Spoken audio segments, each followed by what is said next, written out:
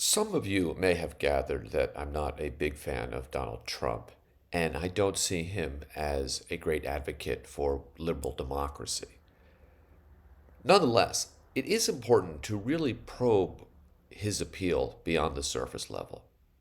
And in this election, he talked a lot about migrants and about trans rights, but there was another theme that ran through much of his campaign, and that was what critics call isolationism, but perhaps in a more value neutral way, we might say reimagining America's role in the world.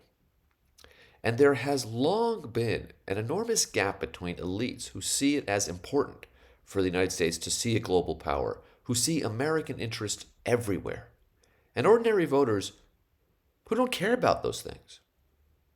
For many ordinary voters, just for example this year, the argument that if Putin took Ukraine, America was going to change dramatically, we were going to suffer as Americans, just never took. Now, I support Ukraine against Russia for a whole lot of reasons, but I also understand how for many Americans, this is very far afield from their everyday life.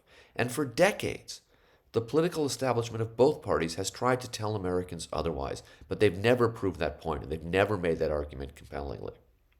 And uniquely in political history, and I don't say this as a fan of his, Donald Trump has vanquished both the establishment of the Republican Party and of the Democratic Party. That is an impressive accomplishment. And he's done it through a whole lot of ways and for a whole lot of reasons. But one of those reasons is because his understanding of America's view in the world, again, of America's role in the world, again, something that I don't necessarily share, is much more in line with that of most American voters.